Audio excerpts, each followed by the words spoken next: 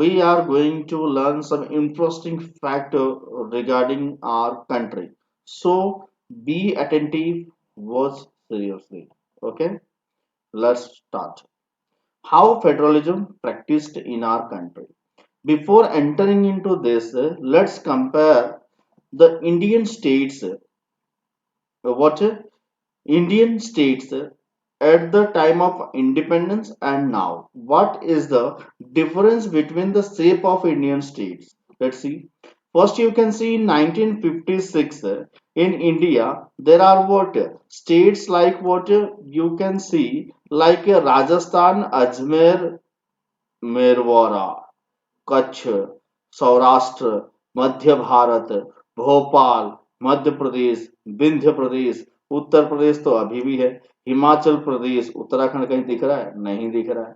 उसके बाद Bihar, Sikkim, east Pakistan, it was East Pakistan, so it is not coming into our country, so don't go for that. North east frontier agencies, Arunachal Pradesh दिख नहीं रहा है, त्रिपुरा, मिजोरम कहाँ गया, राइट। उसके बाद आप बॉम्बे, मैसूर बोल के एक जगह था, केरला, कोची बोल के स्टेट था, मद्रास बोल के एक स्टेट था।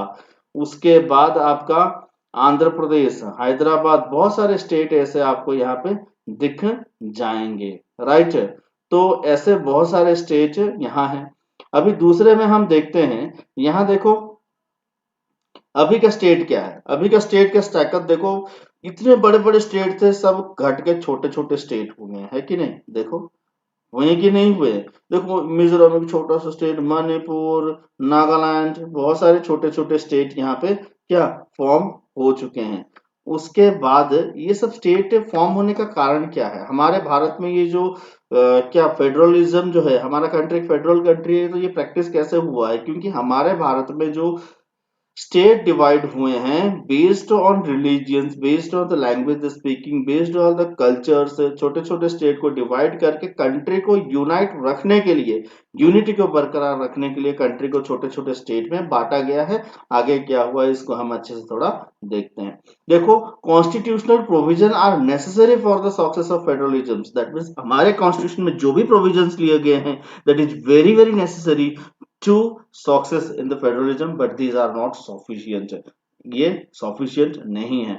The real success of federalism in India can be attributed to the nature of democratic politics in our country. हमारे कंट्री में जो डेमोक्रेटिक पॉलिटिक्स है उसके ऊपर बेस करता है। To follow the true spirit of federalism, respect for diversity and desire for living together should become a shared ideal in our country. हमारे भारत में ये जो छोटे छोटे स्टेट और बढ़ते गए, क्यों? क्योंकि हमारे भारत को यूनाइट रखना था, इसीलिए बेल्जियम टाइप का पावर शेयरिंग हमारे कंट्री में आया। जो हमारे ये जो स्टेट्स है ना, ये बेस्ड ऑन लैंग्वेज डिवाइड हुए हैं, और कुछ स्टेट हैं जो based on watch various thing के लिए अलग हुए हैं। तो देख लेते हैं briefly. The creation of linguistic state was the first and major test for the democratic politics in our country. हमारे कंट्री में जो लिंग्विस्टिक लैंग्वेज के बेस में जो स्टेट डिवाइड की जाती है उसको हम लिंग्विस्टिक स्टेट बोलते हैं। हमारे भारत में एक्सपेशली जो फेडरलिज्म हमने प्रैक्टिस किया है वो कैसे? एक तो हमने स्टेट को लैंग्वेज के बेस में बांट दिया, उसके बाद लैंग्वेज का एक पॉलिसी लाया, उसके बाद स्टेट और सेंटर के बीच में जो रिलेशंस हैं, these in this way by dividing the state on based on language, creating a special language or language policy, and there is a relation between state and center. This is in this way, or in our country we practiced federalism. Anyway, in this video only we are going to discuss about the states, how they were divided based on the language. The creation of linguistic state was the first and major test for the democratic politics in our country. After independence 1947, the boundaries of several old states were changed in the order to create new state. आपने तो अभी देखा, मैंने आपको map में वो दिखाया हुआ है। This was done to ensure that the people who spoke the same language lived in the same state. जो language वो बात कर रहे हैं उसी language में वो उसी state में वो रहे। Some states were created not on the basis of language but to recognize different based on the culture, ethnics and geography. जैसे कि हमारा नागालैंड हो गया, उत्तराखंड और झारखंड, ये based on what culture, ethnicity and क्या जियोग्राफी, वो एरिया के बेस में डिवाइड किया गया, ना कि लैंग्वेज के बेस से ही हमारे भारत में पूरा स्टेट डिवाइड किया गया है. Some national leaders restrict the demand of new states on the basis of language. They thought this would lead to the disintegration of the country. कुछ लीडर्स थे जैसे जयप्रकाश नारायण, उस समय कुछ लीडर ऐसे थे जो एंटी कांग्रेस थे, और कांग्रेस ये चीजें लाई थी उस समय, मगर एंटी कांग्रेस कुछ लीडर थे जो इसको डिसएग्री किए थे, बोले थे लैंग्वेज के बेस में हम स्टेट को डिवाइड कर देंगे तो भारत की जो इंटीग्रिटी है इट विल हैम्पर. बट ऐसा हुआ नहीं हुआ. But later, this fear proved wrong, and the formation of linguistic state actually made the country more united and administrations become more easier because country में जो फेडरलिज्म फेडरल स्ट्रक्चर के हिसाब से country को डिवाइड किया गया, ये और ज़्यादा स्मूथ हो गया एडमिनिस्ट्रेट करने में, और भारत की जो यूनिटी है बरकरार रही. जैसे भारत माता की जय. Then next, first major test for the democratic politics initially divided based on language. हमारे भारत में जो क्या बोलते हैं democratic politics, first major test क्या था कि स्टेट को लैंग्वेज के बेस में डिवाइड करना, create fear for the disintegrations of unity but made easy to administer.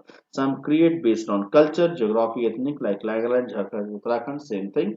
And Telangana जो हमारा लास्ट अभी रिसेंटली अलग हुआ है, दैट इज व्हाट 2 जून 2014. जैसे हम जम्मू कश्मीर तो बोल ही सकते हैं, जम्मू कश्मीर अलग हो गया, लद्दाख और कश्मीर बन गया एक स्टेट, मगर वो क्या हुआ यूनियन टेरिटोरीज बने, मगर जो स्टेट डिवाइड हुआ था लेटेस्ट दैट वाज 2 जून 2014 में तेलंगाना हैज. बट आप लोगों के लिए वर्क है, मध्य प्रदेश का बना, मध्य प्रदेश का स्थापना का साल आपको बताना है. तो इसके चलते एक चीज था, आपको मैं बता दूं कि जब लिंग्विस्टिक स्टेट डिवाइड हो रही थी तो आंध्र प्रदेश को क्या किया गया था, मद्रास प्रेसिडेंसी के अंतर्गत रखा गया था. मद्रास प्रेसिडेंसी में रखा गया था. मैं पीछे से फिर आपको थोड़ा दिखा देता हूँ. ये जो आंध्र प्रदेश आप देख रहे हो, हैदराबाद था, आंध्र प्रदेश था, मगर ये आंध्र प्रदेश का जो एरिया था उसको एक इसी में रखा गया था. 1956 की बात है. 1951 में ये बना आंध्र प्रदेश, मगर उससे पहले ये मद्रास और मैसूर में आधा, मद्रास में आधा ये एरिया था. बस समझ रहे हो. तो इसमें क्या हुआ मैं आपको अभी आगे थोड़ा ले जाके बताता हूँ. देखो उस समय वहां पे एक थे, नाम तो हंसी आ रही है मगर बोलना पड़ेगा, Poti Sriramulu, one of the activists demanding the formation of Telugu majority state, died on 16 December 1952 after undertaking the first unto death.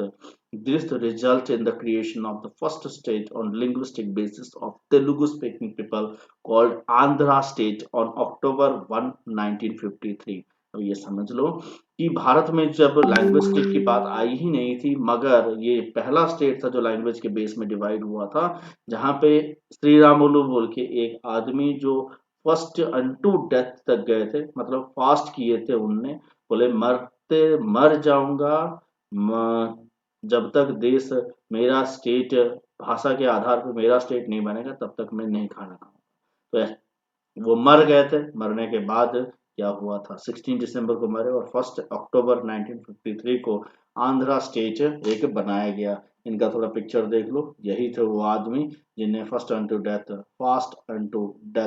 ने लिया था आंध्रा स्टेट को क्रिएट करने के लिए. तो लैंग्वेज बेस में हमारा भारत जो डिवाइड हुआ था, ये एक्चुअल में क्या हमने इस वे से भी फेडरलिज्म को प्रैक्टिस किया है. तो इसके बाद एक लैंग्वेज पॉलिसी और सेंटर स्टेट रिलेशन है सेम टॉपिक के ऊपर, ये हम अलग वीडियो में देखेंगे. ओके.